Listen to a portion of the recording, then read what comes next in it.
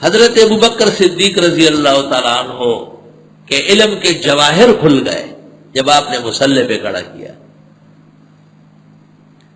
حضرت کا جب وصال ہوا تو بنو ساعدہ بنو ثقیف کے اندر خلیفہ آپ منتخب ہوئے بے اتفاق مہاجرین و انصار۔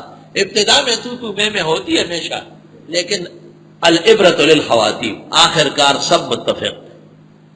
اختلاف اور افتراق کی بات کرنے والے آسمان و زمین کے کذابین و دجالین۔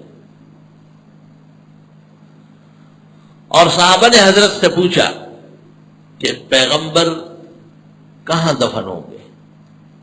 تو انہوں نے کہا جس جگہ روح مبارک نکلی ہے۔ پھر پوچھا کپڑے اتارے جائیں گے؟ آپ نے فرمایا نہ۔ کہاں نہلایا جائے گا؟ آپ نے فرمایا ہاں۔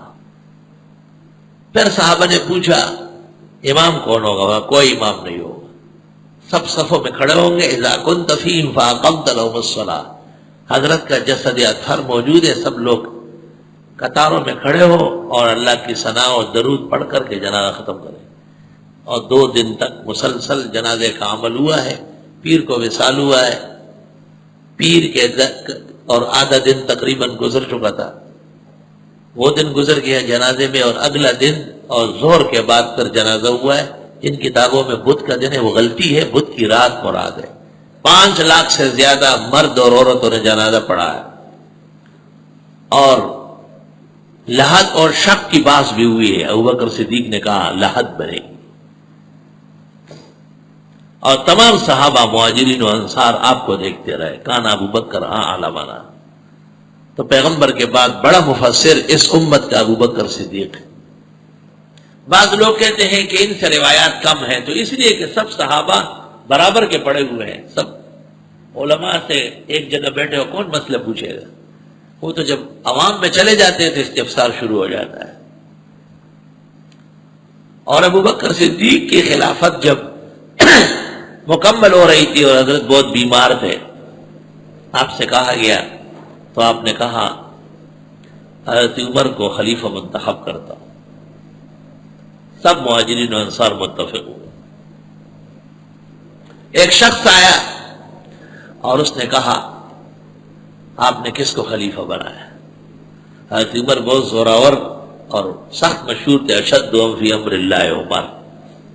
تو آپ نے کہا مجھے بٹھا لو، بٹھا لیے گئے، اور پھر فرمایا لو سئلت عنہ یوم القیامہ، اگر یہ سوال مجھ سے قیامت کے دن ہوا، لاقولن، میں کہوں گا ولیت علیہم بعدی خیر الرجال، میں نے اپنے بعد ان پر سب سے بہترین آدمی مسلط کیا ہے، خلیفہ چنا ہے، اور وہ عمر ہے۔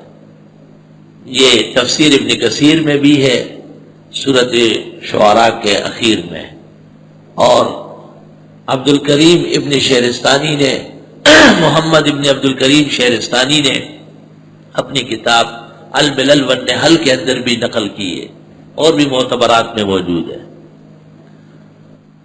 حضرت عمر رضی اللہ تعالیٰ عنہ قرآن پاک کے دوسرے بڑے مفسر تھے، بہت بڑے۔ اس کا اندازہ اس سے لگائے کہ عبداللہ ابن عباس جن کی تفسیر دانی اور تفقہ کے لیے حضرت صلی اللہ علیہ وسلم نے دعائیں فرمائی، وہ فرماتے ہیں میں بھی عمر سے سمجھتا تھا۔ اور بخاری میں موجود ہے کہ حضرت عمر رضی اللہ عنہ حج کے لیے تشریف لے جا رہے تھے، عبداللہ ابن عباس خادم کی حیثیت سے ساتھ۔ ایک جگہ حضرت عمر قضاء حاجت کے لیے جنگل گئے، جب واپس آ رہے تھے تو عبداللہ ابن عباس لوٹے میں پانی لے آئے اور کہا کہ مجھے ایک وقت سے ایک آیت پوچھنی ہے، لیکن آپ کا رعب اور ہیبت بہت زیادہ ہے، پوچھ نہیں سکتا، آج اکیلے ہیں تو پوچھتا ہوں۔ حضرت عمر نے کہا اس طرح نہ کرے، آپ کو جب بھی کوئی بات پوچھنی ہو مجھ سے پوچھیں۔ تو انہوں نے کہا یہ جو آیت ہے ان تتوبا الی اللہ فقد سقط قلوبکما، من المرأتان، یہ 2 عورتیں کون ہیں؟ آپ نے کہا ہما عائشہ و حفصہ، اور یہ معلوم نہیں ہے حضرت عائشہ و حفصہ مراد ہے، یہ 2 بیویاں تھیں جن کو اللہ نے اس میں تنبیہ فرمائی ہے۔ تو اس سے پتہ چلا کہ عبداللہ ابن عباس حبر هذه الامه و ترجمان القرآن، ومفسر جماعت صحابہ، وہ بھی تفسیری مشکلات حضرت فاروق اعظم سے حل فرماتے تھے۔ یہی حال عثمان کا ہے، یہی حال علی المرتضیٰ کا ہے، شرح مبشرہ کا ہے۔ یہ معروفین بالتفسیر ہے جو کثرت سے ان سے روایات پر ہوئی ہے۔